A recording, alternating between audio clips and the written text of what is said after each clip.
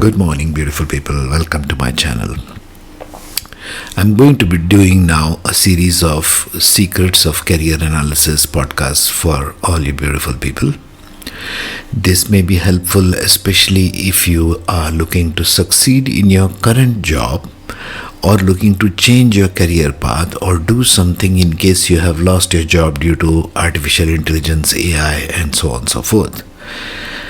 First of all, let me dispel the fear that AI is going to do anything like taking your jobs and making everybody jobless. That's not going to be the case, at least so far as I'm concerned. Even though I use AI in my podcasts extensively, that is just a correlation mechanism between the notes I have already made from 2 certification courses I have done. By the way, the entire Vedic Astrology basic course is available now online in the memberships area in case you wish to deep dive and understand all the basics there is to know about this thing called Vedic Astrology. That is also made using AI. But that is just a capturing mechanism for my own notes and my own understanding and my experience of reading charts. Okay, so it is not like blindly I have put AI into the business. That's not the way AI works anyway. Alright, so talking of secrets of career analysis, first I'm going to be doing between Natal and Navamsha and using the Jaimini system of astrology. Going forward, I shall be explaining to you all the principles of Amatyakaraka as it relates to your career, as it relates to Jaimini astrology, and what tips you can take from there to understand your career paths and your planets and points. And going forward, I shall even be doing the case studies like I did for all the previous ones. So let's begin with the basics, part 1. Number 1, what is Amatyakaraka in Jaimini astrology? What does it mean by saying Amatyakaraka? It directly means, translated from Sanskrit, it means the minister. Atmakaraka being the king or the soul aspect. Amatyakaraka is the planet in your natal chart which is of second highest degree angle. Jaimini system considers angles. Okay. This is planet with the second highest degree in your natal chart is your Amatyakaraka. Think of Amatyakaraka as the second house of your natal chart if you use traditional astrology.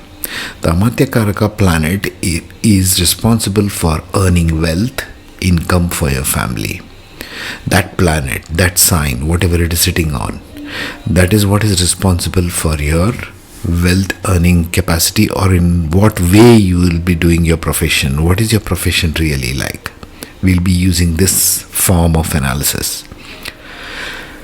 Check the planetary significations first, the sign which the planet is sitting on next, and then the house placements later in that order of significance.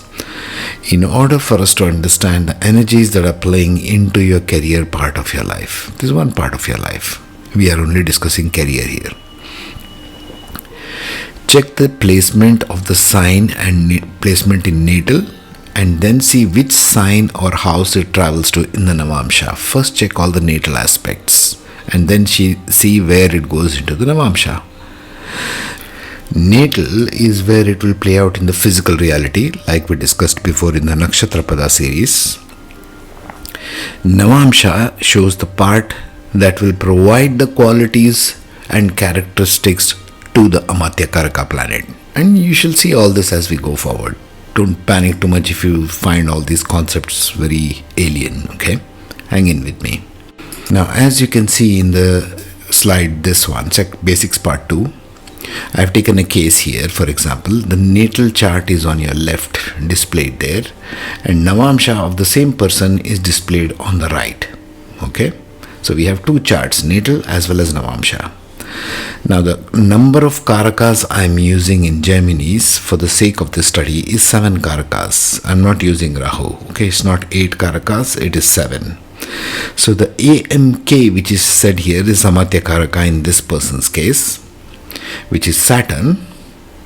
And the Saturn, first we have to see as per the rules is where it is placed. It is placed in the 5th house in the sign of Gemini in the natal chart. But in Navamsha, it goes to the sign of Aquarius in the 10th house, the same planet. So the travel of the Amatyakaraka from Natal to Navamsha, it has changed sign, it has changed house as well. Planet is the same. Okay? Bear this in mind as we go forward. I'm going to stick this introduction in every single podcast just for ease. If you have seen this before, just skip to the part where you want to come to the learning part. Basics part 3. I have used 7 karakas which are considered in this study. The Sun, Moon, Mercury, Venus, Mars, Jupiter and Saturn. Totally 7 solid planets, ignoring Rahu and Ketu as the basis, as per the scriptures. Okay? Aspects of the karakas are different from the main system. In Jaimini system, the aspects are considered based on the signs where they're aspecting each other.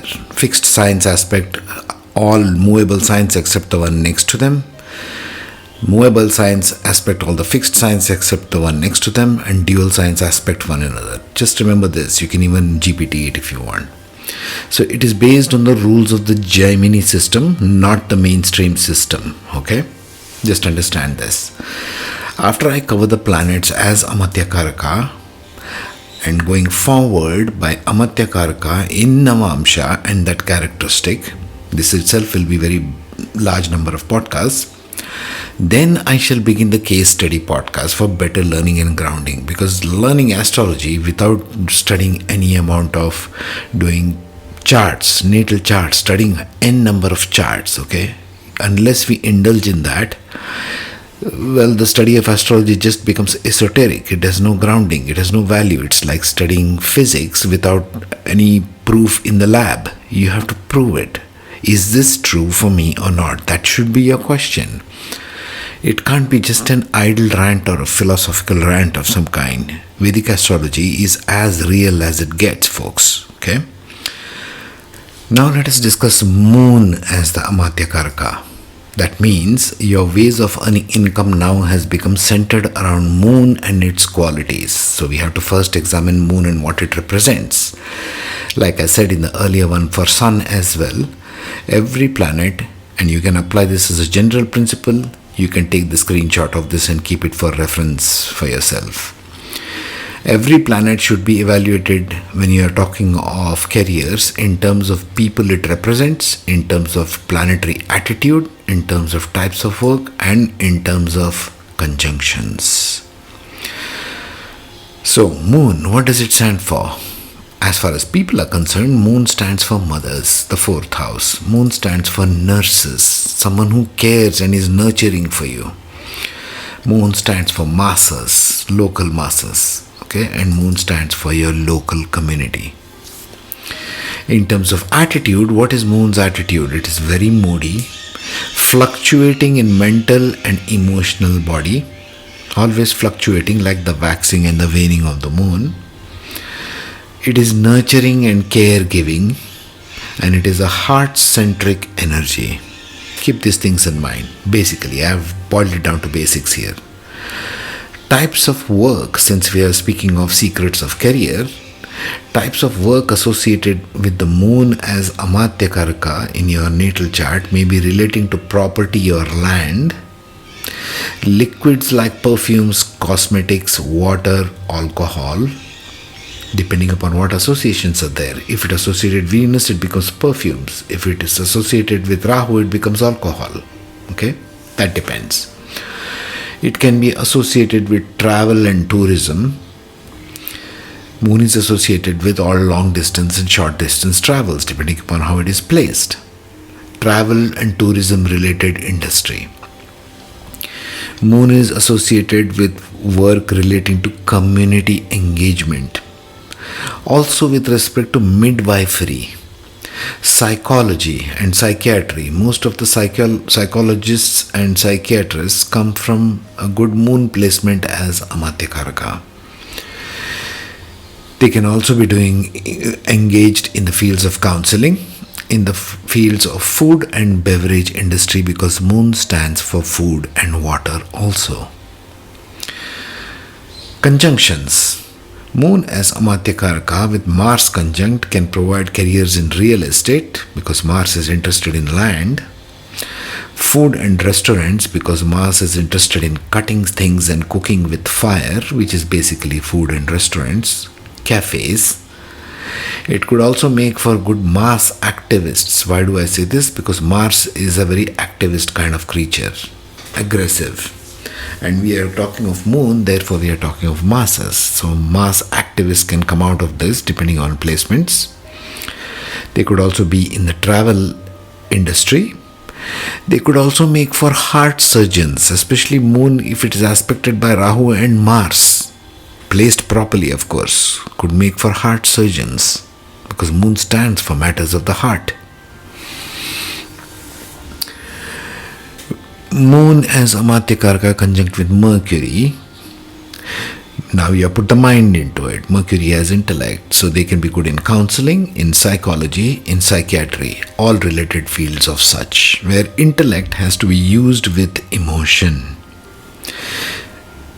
Next, Moon as Amatyakaraka conjunct with Venus provides careers in horticulture, agriculture, all Venusian traits also. Venus is responsible for agriculture, farming of all kinds, nursing, art therapy. Venus is there, as you can see. Follow the trails of Venus associated with the trails of Moon. Okay, that's how you associate these career paths. It can also be good in music, again Venus, interior design and decor, again Venus combined with Moon as home front. Fourth house Moon also stands for home. Combined with Venus, these people may be drawn towards careers in interior decoration, even Vastu consultants. Modern day, lots of people are finally realizing the benefits of Vastu. There are plenty of consultants available out there. So this makes a good career path for Moon with Venus. Moon as Amatyakaraka with Jupiter could make good counselors, could make teachers in schools, because Jupiter is fond of kids, children, teaching children. Music and arts teachers, again think more children than more grown-ups. Intuitive healers.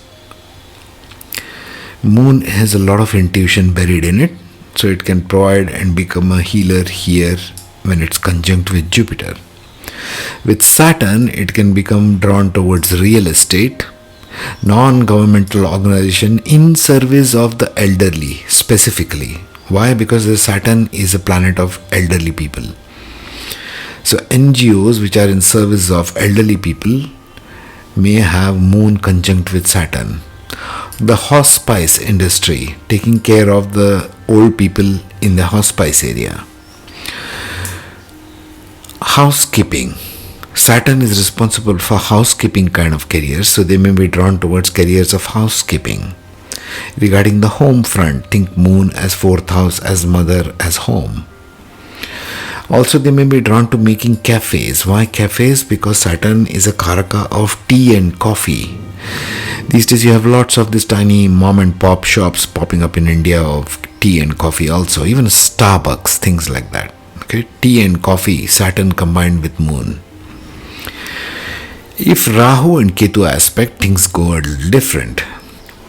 Rahu conjunct with Moon will amplify. Rahu is an amplifier. It will aspect the psychology aspect of Moon. These people may be deeply drawn to psychology, chemical sciences, not necessarily engineers, that will come later with Mars. We are talking about Rahu aspect only. So chemical sciences, dealing with chemicals of some kind, selling chemicals, chemists maybe, druggists maybe. They may be also drawn to marketing kind of careers because Rahu is a good marketing agent. They may be drawn to films because Rahu represents photography. They may be interested in dream therapy because Rahu combined with Moon amplifies the understanding of the subconscious mind. If it is not going crazy, it is understanding it. They may be also drawn to careers involving hypnotherapy. Food and travel bloggers and vloggers, should be vloggers there. Food and travel bloggers, all the vlogging that goes on YouTube, mainly dominated by Rahu aspect. Okay, understand this. Food and travel, moon is responsible for both. You have combined Rahu with it. So these people may make food and travel blogging on YouTube their mainstream. When it is joined with Ketu, moon as Amatyakaraka conjoined with Ketu, they make good psychic readers. People who read your Akash. Akash reading truly would give more Jupiterian aspects, but we'll deal with that later. Possible psychic readers and all. Tarot card readers, spiritual mediumship and intuitive counseling. Why all of this? Because Ketu is detached from this world. It belongs to the spirit world. So if you want Ketu and moon aspect conjoined, if you see in your chart, think in terms of psychic readers, psychic abilities, tarot card readers. There are so many of them. Spiritual mediumship, talking to spirits, that kind of a thing. Moon and Ketu gives that powerful intuitive ability to the individual. Next we shall discuss after moon, Mercury. Stay tuned. Career studies, moon as Amatyakaraka. When the moon becomes the Amatyakaraka, the planet of emotions, adaptability, intuition, and nurturing becomes the ministerial guide for the execution of the soul's objectives. This translates into a professional attitude that is sensitive to environments, responsive to the needs of teams or the public, and capable of influencing others through empathy and perceptiveness. Such individuals excel in professions where understanding human nature, anticipating collective needs, and building emotional rapport are essential. The moon here favors careers in public-facing roles, service to the masses, hospitality, healthcare, counseling, and any domain where adaptability is valued. Professional success often comes through reading situations intuitively, creating comfort for others, and maintaining harmony in the work atmosphere. A strong moon as Amatyakaraka brings emotional intelligence, networking skills, and an instinct for timing. When afflicted, it may cause indecision, mood-dependent work output, or oversensitivity to criticism. The career path is often intertwined with cycles of change, requiring the ability to adapt fluidly to shifting conditions while retaining personal and institutional stability. First house, career focus, public-facing professions, leadership through empathy, personal brand built on trust and care, roles in hospitality or public relations. Strengths, warm public image, strong rapport building, adaptability to different professional roles. Challenges, oversensitivity to public fluctuating career motivation tied to mood changes.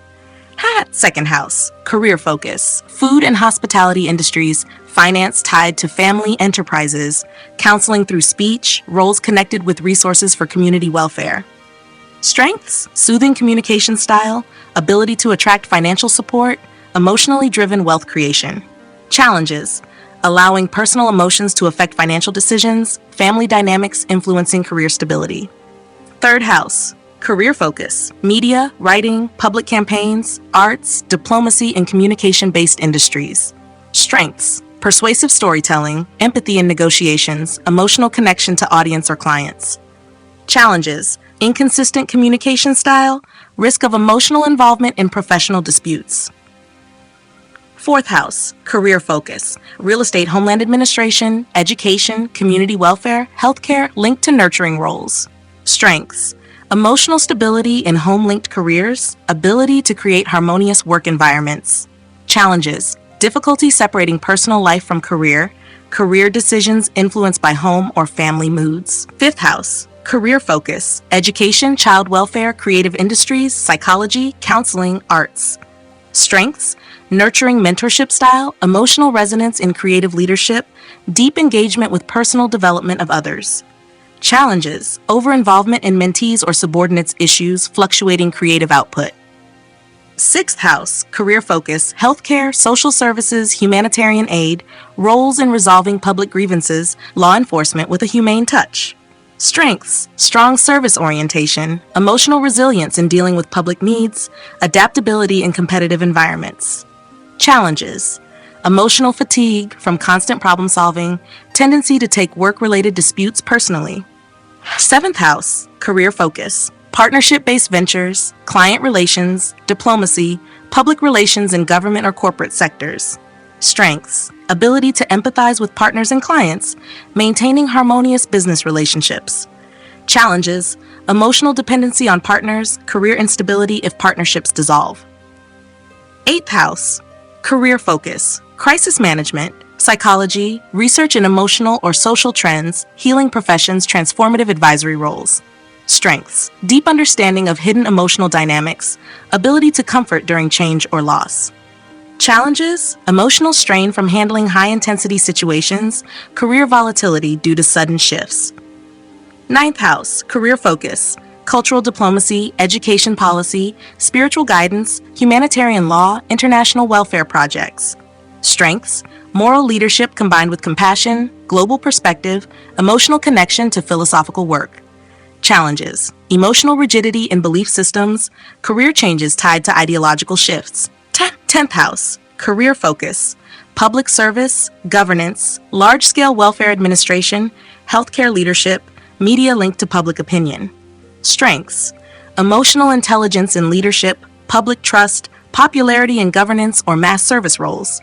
Challenges: vulnerability to public mood swings, over-involvement in public sentiment at the cost of strategic decisions. 11th house, career focus, social organizations, charitable institutions, community activism, public networks, mass outreach campaigns.